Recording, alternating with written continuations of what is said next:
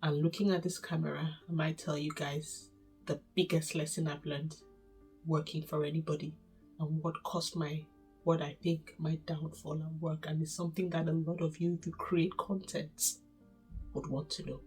The job had a special place in my heart. It made me believe in myself. I've never really cried since this incident happened. But it made me believe that I could go for it, that I could be an immigrant in the tech world, a woman, and do it all. And keep a family, keep a roof, grow up my kids to be grounded. Oh God, excuse me. If you don't know, I opened this channel to kind of share what I have been through. I am 40 years old, a mom of four, who was living the dream life till everything I thought I'd built got crumbled in a day.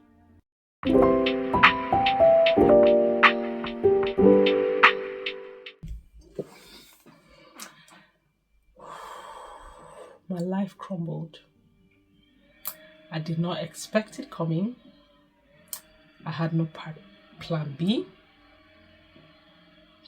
I didn't think that I'll need a plan B. I thought that I was in what I'll call a job for life, a job where I thrived, did well, knew my craft, could do it with my eyes closed, and was just honestly too comfortable to move. But exactly 3 months ago today was the last day I worked in the corporate tech world I had been used to. Would it be my last day? You need to find out. I don't know myself. This is a journey of self-discovery. And every day I think that I have clues to why this happened. But I can give you some background to how I got to this point. And if you've only just stumbled on this particular video talking about the challenges and how I feel lost like a failure at 40, after keeping the same job for so long and working in the corporate world for almost 18 to 20 years, I'm left feeling with no direction and stuck. So I'll carry on from where I ended the last time. And if you're seeing this and seeing my face for the first time, this is Lulus Diaries. It's a place where I pour my heart out, talk about my life story, starting from my corporate 9-to-5 life and how I got to where I am today. Anyway, my last episode I ended where I had a 4th baby. But it was the best place to have a baby because it was in an environment which really had work-life balance top on the list, and I have to say, they would not necessarily reward hard work with much remuneration. I deserved more considering how quick my career was going. I knew that I had slacked, but I had slacked with reason. I was raising 3 beautiful kids and about to have a 4th, so everything else went into insignificance. So I got myself together, carried on working every day, never looked for a promotion as such, did some big projects, did well. In that time, I'll talk about the things that I did on the side. I opened a company back home. I was thinking to stop it and just go and pursue that. I tried to do several things in this country, which I think is a whole episode on its own in terms of my business ventures, the things that I lost, what I gained, what I learned, what I realized, and the things that are helping me to be who I am today. Hopefully a better version of myself. And when I had my 4th, which was a girl, beautiful girl, I was meant to go back to work just when the world stopped in 2020, when COVID hit and life took a different turn. Work changed. I remember that I knew that from this point on, it would never be typical 9-to-5. I said it. I said the dynamics, the change. My manager at the time was let go because we did not know we were going to keep our jobs. And gradually, I just realized during the lockdown that there's nobody who I can consider somebody who has made it financially or achieved financial freedom by working for somebody else. I'd always known this, but not really come to that much of a close realization. And I think the next part of this is really emotional for me. During the first early phases of COVID in this country, I was one of the first persons that was made to isolate because of a condition which I have. I remember when this happened, my mom at this point had retired years ago and was literally living with us. So my last baby was her baby. She watched her come into this world. I was still pursuing this high-end 9-to-5 tech corporate job, which was not as bad in terms of work-life balance. We were watching TV when we were not sure about the world during COVID. And the Prime Minister at the time announced that a few people were going to be kept home. We're just saying, oh my God, imagine those people who will be made to, back then, isolate indefinitely. We're like, that would affect them mentally so bad.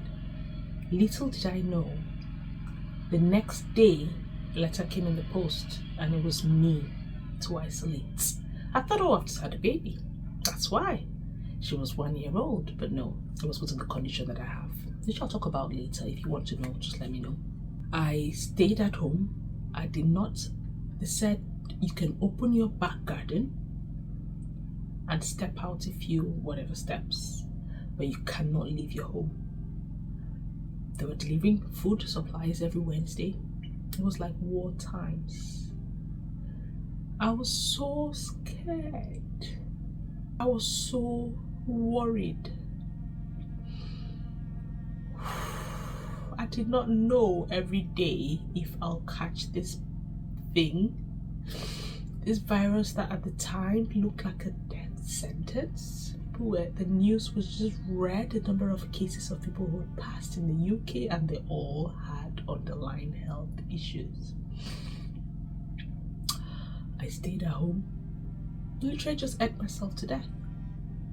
I was just eating, cooking, not going out and piling the weight. I let work know quickly, very early on, that I was in isolation, but it did not matter because the whole world was told, the whole country except you were a key worker was made to work from home. I was no exception. I was not a key worker, but we carried on. Where I worked, the institution I worked in carried on because we help people to settle and work from home because we're in tech, so we made all that happen. We kind of implemented things like Teams, homework devising, all of that wonderful stuff. So I felt helpful because I could still work, although at less capacity. Manager was let go because we were not sure of jobs. It was very uncertain. Remember the then director giving a speech and in tears? And it was just something because he was really a nice person. He was a genuinely nice man. I liked him. He had respect for people, and he said he couldn't let people lose their jobs, and he stepped down. And it was just like, where are we heading to? And to get my sanity back, I thought, I have all this time in the world. Where do I put my creativity?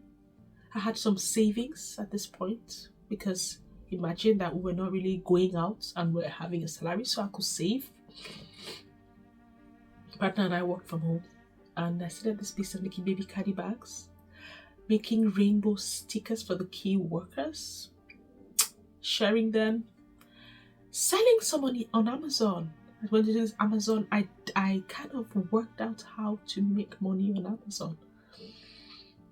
It was never about the money, but there was money to be made, a lot of money to be made. And I see all these videos about making money on Amazon, and it took me weeks of not sleeping because my job was 9 to 5, and I had all the hours in the day because I was not going anywhere. I was losing my mind. My sanity was being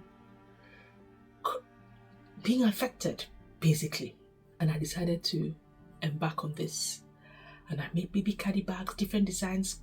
Though it was different from my day job completely, but I had the skills. I was sourcing things, I was making the stickers, selling them. I made logos, spoke to people who were creatives, and it was a time that I sold out in a week my baby paddy bags.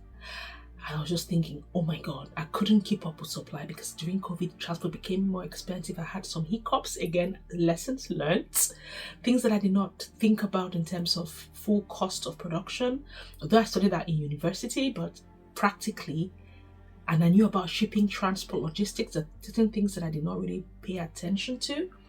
And although there was money to be made, I could have left if I had taken the bull by the horn in 2020, I would have had financial freedom at this point. But I decided to do the different. Decided to close my business, stop all what I had done, and focus on a 9 to 5.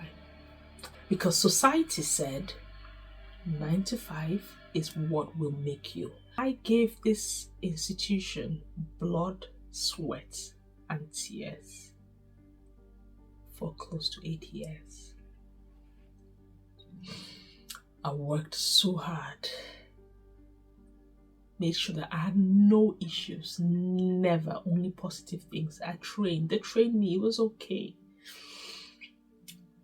And I think about all what I gave up because I wanted to keep a 9 to 5. I had some major changes post-COVID. It was an environment in technology world which was dominated by men, like I said in the previous episode, but I thrived. My lighting might change because it was a bit getting dark. I've been shooting this video for a few hours now. I thrived in the environment. I don't think I had more than 3 days ever calling sick. That's how much I loved this job. The job had a special place in my heart. And I can't talk about it now, but it made me believe in myself. I've never really cried since this incident happened. But it made me believe that I could go for it, that I could be an immigrant in the tech world, a woman, and do it all. And keep a family, keep a roof, grow up my kids to be grounded. Oh God, excuse me. This is therapeutic because of this, and never hurt anybody. Did not really get involved in office politics. Made sure that my job was my priority with everything going on. And I thought I was gonna burst if I didn't talk about this. Because I still feel like I don't know where to go. A part of me says this is for a reason.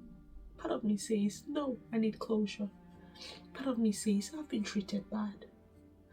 Part of me says maybe I don't have pretty girl privileges.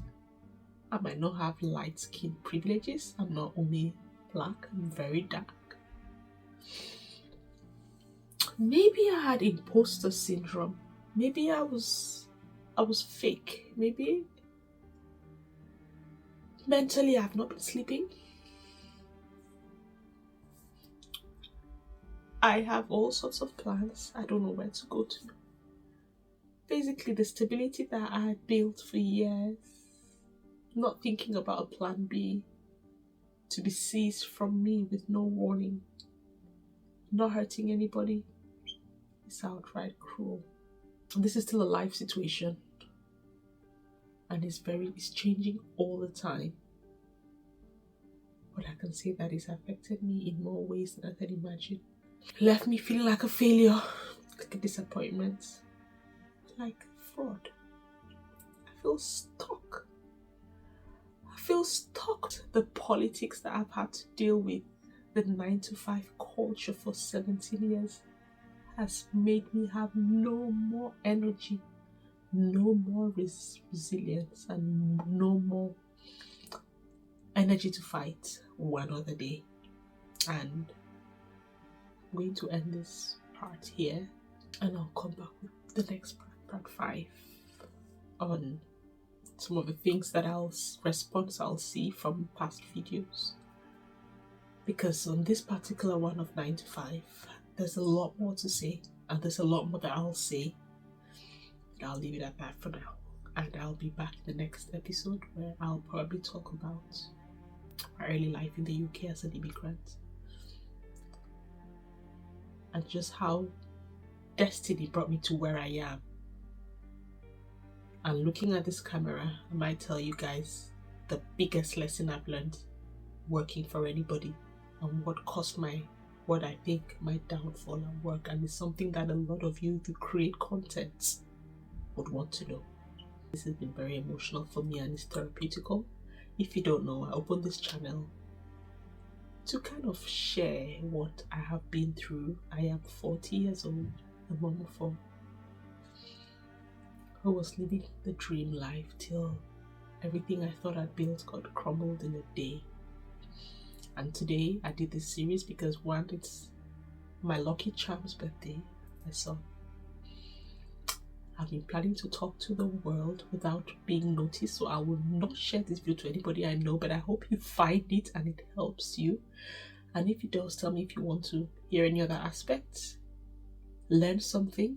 Don't be stuck in a job that you're not happy. You're better than that.